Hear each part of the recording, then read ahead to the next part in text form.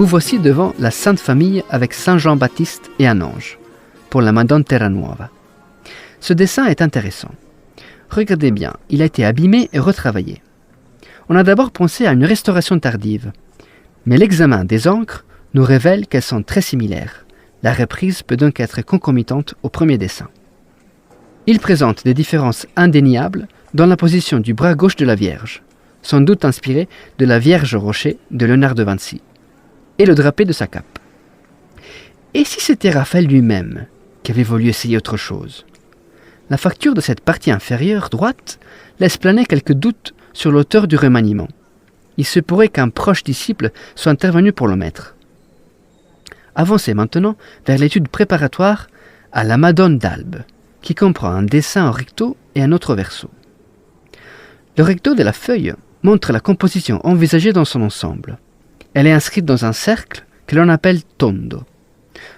Deux noms nous viennent à l'esprit lorsqu'on observe ce projet.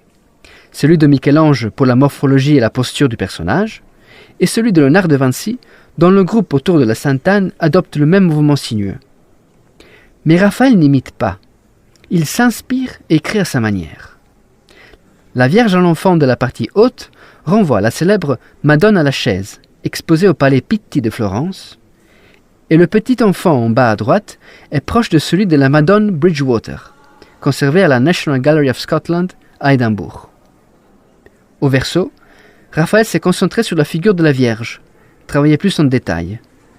Le trait est précis, les ombres tracées en hachure, comme lorsque l'artiste utilise la plume. Mais alors, pourquoi le dessin a-t-il pu aussi être intitulé « Homme assis vêtu d'une chemise » s'il s'agit d'une esquisse pour la Vierge? Tout simplement parce que les usages de l'époque ne permettaient pas de faire appel à un modèle vivant féminin. Raphaël a donc usé d'un subterfuge en faisant poser un homme, l'un des garzoni, c'est-à-dire l'un des assistants de l'atelier, qu'il a ensuite féminisé.